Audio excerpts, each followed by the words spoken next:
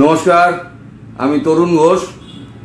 গতকালই আমি আপনাদেরকে বলেছিলাম যে পৃথিবীতে একটা পাওয়ার শিফটিং হচ্ছে, আমেরিকার দাদাগিরি ছুটে গেছে।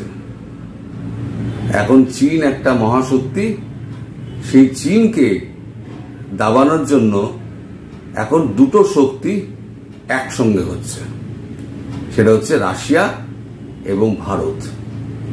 আজকে এমন একটা খবর বেরিয়েছে যে খবরটা মানে পৃথিবীর রাজনৈতিক ব্যক্তিদের দ্বিতীয়বার করে ভাবতে হবে যে আগামী দিনে কি ঘটতে চলেছে, এবং সঙ্গে সঙ্গে আপনারাও ভাববেন। ভাবার মতো একটা খবর বেরিয়েছে। খবরটা একটুখানি বলে দিই আগে সংক্ষিপ্তভাবে। সেটা হচ্ছে রাশিয়া এবং ভারত দীর্ঘদিনের বন্ধু। আজ এটা হচ্ছে সময় পরীক্ষিত বন্ধু, টাইম টেস্টেড ফ্রেন্ড যাকে বলে।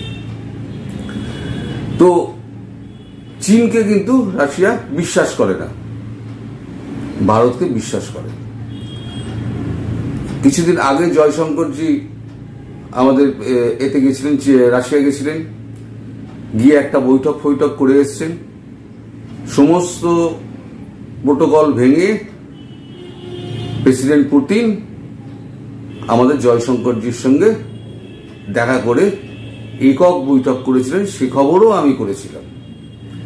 তারপরে এসসিওর বৈঠকে মোদিজি না যাওয়া চীনকে একটা কড়া বার্তা এবং পৃথিবীকে একটা কড়া বার্তা যে চীনের দাদাগিরি ভারত মানবে না। যে কারণ দেখিয়ে মোদিজি যাওয়াটা ক্যান্সেল করেছিলেন সেটা হচ্ছে পার্লামেন্টে নতুন সেশন চলছে, এখন এই সময় আমি ছেড়ে যেতে পারবো না। ৩-৪ তারিখ আমার কাছে অনেক গুরুত্বপূর্ণ। আজকে থেকে যেটা শুরু হচ্ছে এসসিও বৈঠকে, আজকে রাশিয়া, পাকিস্তান, চীন এবং তুর্কি 4টে দেশের প্রেসিডেন্টরা এবং প্রধানমন্ত্রীরা সেখানে কথাবার্তা বলবেন। ভারত সেখানে অনুপস্থিত। এটা নিয়ে কিন্তু পৃথিবীতে অলরেডি চর্চা শুরু হয়ে গিয়েছে। অথচ এই একই কারণকে উপেক্ষা করে 8 তারিখ প্রধানমন্ত্রী যাচ্ছেন মস্কোতে গিয়ে তিনি 2 দিনের সফর করবেন, এবং 2 দিনের সফরের পরে তারপরে তিনি দেশে ফিরবেন। সেই সময় কিছু এগ্রিমেন্ট সাইন হবে। এবার এগ্রিমেন্টটা কি? এগ্রিমেন্টটা শুনলে পরে আপনাদের মাথা চক্কর খাবে। আপনাদের নয়, আপনারা ভাববেন, এবং যার মাথায় চক্কর কাটবে সেটা হচ্ছে চীন আর আমেরিকা। এগ্রিমেন্টটা হচ্ছে যেটা আমাদের এবার হিন্দুস্তান টাইমস যেটা দিয়েছে, ভারত রাশিয়া সম্পর্ক, নতুন সামরিক সহযোগিতা ও রসদ চুক্তি।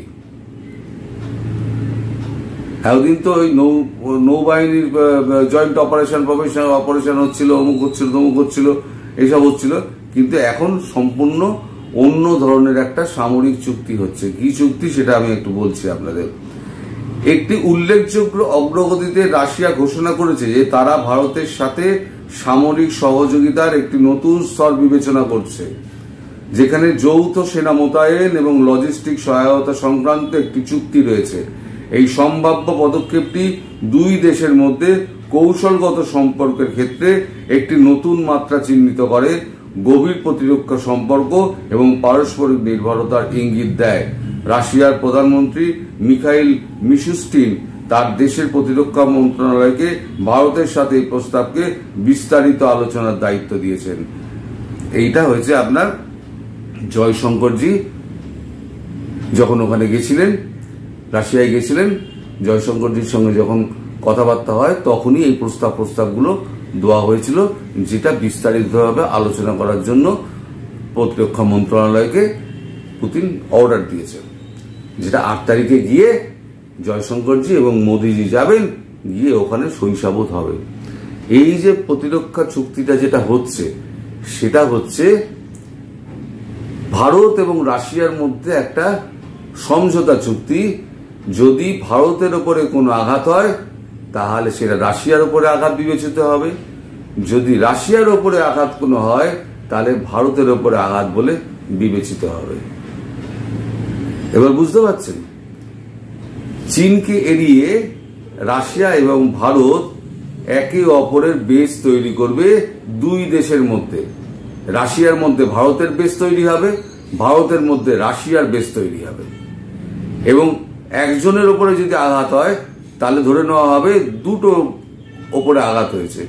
যে জিনিসটা ন্যাটো তৈরি করেছে ইউরোপ, তার বিকল্প হিসেবে এশিয়ার শক্তির মধ্যে রাশিয়া এবং ভারত ন্যাটো টাইপের একটা নতুন শক্তি করতে চাইছে, যেটা হচ্ছে এশিয়ার সমস্ত ছোট ছোট ছোট ছোট যত কান্ট্রি রয়েছে না, যাদের উপরে চীন, যাদের উপরে ওই যে ফিলিপিন্স থেকে তাইওয়ান, ভিয়েতনাম, হ্যান ত্যান যত আছে, মালয়েশিয়া, সবার সঙ্গে তো বিবাদ। এই বিবাদের মধ্যে চীন কিন্তু নিজের কর্মকাণ্ড চালিয়ে যাচ্ছে। সেটাকে বন্ধ করার একমাত্র উপায় হলো এইবারেতে এরকম একটা পদক্ষেপ নেওয়া, যে পদক্ষেপ নেওয়ার পরে এইবারেতে চীনকে কিন্তু ভাবতে হবে যে আমি যদি গালওয়ান বা লাদাখে যদি প্যাংগংয়ে যদি আমি কোনো হামলা করি, তাহলে সেটা রাশিয়ার ওপরে হামলা বলে স্থির হবে, এবং রাশিয়া তখন ওখান থেকে কিন্তু পটাপট কিন্তু সিদ্ধান্ত নিতে শুরু করবে। সেটা চীনের পক্ষে কিন্তু খুব খারাপ সংবাদ, এবং পাকিস্তানের পক্ষেও খুব খারাপ সংবাদ। তার থেকেও বড় খারাপ সংবাদ হলো গিয়ে আমেরিকা এবং ইউরোপের পক্ষে, যে নতুন একটা এই যে পাওয়ার শিফটিং এ নতুন একটা পাওয়ার তৈরি হচ্ছে না এশিয়ার মধ্যে। রাশিয়া, ভারত, এই ছোট ছোট দেশগুলো, ইউরোপিয়ান কান্ট্রিগুলো যেমন ছোট ছোট দেশ আছে, সমস্ত দেশগুলোকে একত্র করে নিয়ে, আমাদের এশিয়ার সমস্ত দেশগুলোকে একত্র করে নিয়ে একটা এরকম ন্যাটো ফোর্সের মতো ফোর্স তৈরি হবে। এসো এবার দানার দান তুমি চালাবে, তো আমরা দানার দান চালাবো। তুমি যদি ভিয়েতনামকে আক্রমণ করো, রাশিয়া, ভারত সবাই গিয়ে ভিয়েতনামের সঙ্গে লড়বে। তুমি চীন যদি ফিলিপিন্সে আক্রমণ করে, তাহলে সবাই গিয়ে ফিলিপিন্সকে রক্ষা করবে। এই যে চুক্তিটা হয়েছে, এই চুক্তিটা কিন্তু স্বাক্ষরিত হবে 8 তারিখ অথবা 9 তারিখে মোদিজি এবং জয়শঙ্করজি যখন চীনে গিয়ে পৌঁছাবেন। তাহলে বুঝুন, আন্তর্জাতিক শক্তির একটা নতুন বিন্যাস ঘটছে, তারই সঙ্গে সঙ্গে পাওয়ার শিফটিং হচ্ছে। এবার রাশিয়ার কাছে কেউ তেল কিনবে না, ইউরোপিয়ান কান্ট্রি তেল কিনবে না, তাহলে এশিয়ান কান্ট্রি যে ব্লকগুলো রয়েছে তারা সবাই মিলে রাশিয়ার থেকে তেল কিনবে। মধ্যিখানে প্যাচে পড়ে গেল চীন, না হলো তার ঘাড়কা না ঘাটকা। চীনের আমও গেছে, চীনের ছালাও গেছে, চীন পাকিস্তান নিয়ে বসে থাকুক। পাকিস্তানের তো এমনি কোনো অস্তিত্ব নেই, ছেড়ে দিন। পাকিস্তান নিয়ে যত আলোচনা কম করা যায় তত ভালো।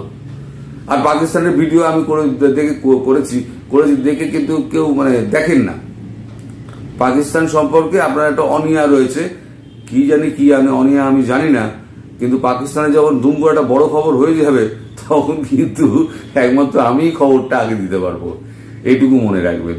তো যাই হোক, এখন আমেরিকার পক্ষে দুশ্চিন্তার বিষয় হলো ন্যাটোর মতো একটা যদি শক্তি যদি এশিয়ান কান্ট্রিতে দাঁড়িয়ে যায়, তাহলে তো আমেরিকার দাদাগিরি আর থাকছে না।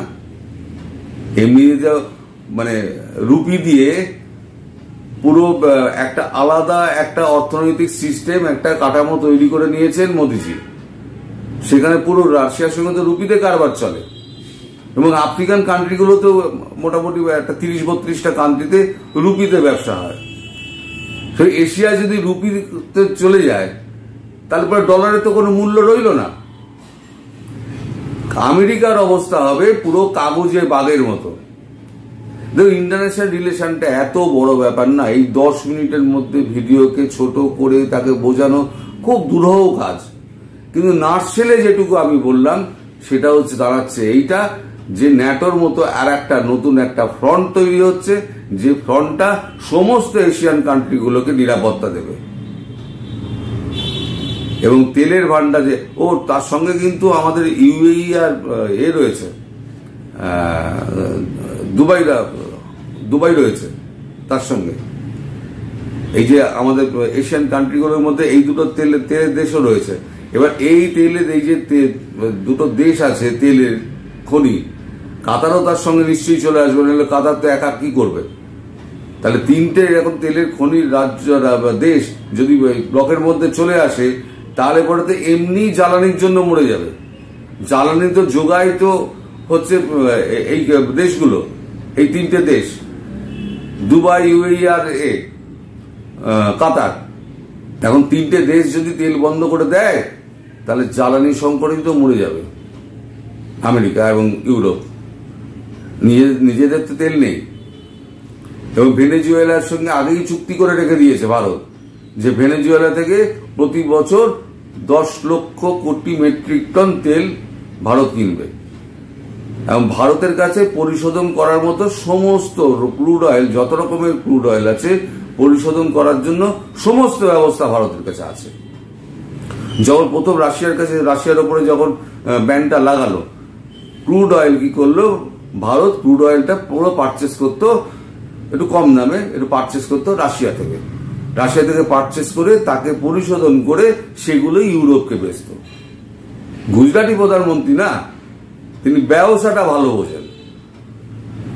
এখন যদি পুরো তেলটা এদিকে চলে আসে, আসল তো হচ্ছে তেল, দুনিয়া চালাচ্ছে তো হচ্ছে তেল আর জ্বালানি। যদি জ্বালানিতে টাইট পড়ে যায় তাহলে কিন্তু সবার কিন্তু বাপ বাপ বলে একেবারে হরিনাম বেরিয়ে যাবে। এই খবর কিন্তু আরো ডেভেলপ করবে, আপনারা চোখ রাখুন আমার চ্যানেলে। এই খবরটা কিন্তু ডেভেলপ করলে আমি আপনাদের প্রথম দিতে পারবো। সবাই ভালো থাকবেন, সুস্থ থাকবেন এবং সাবধানে থাকবেন। নমস্কার।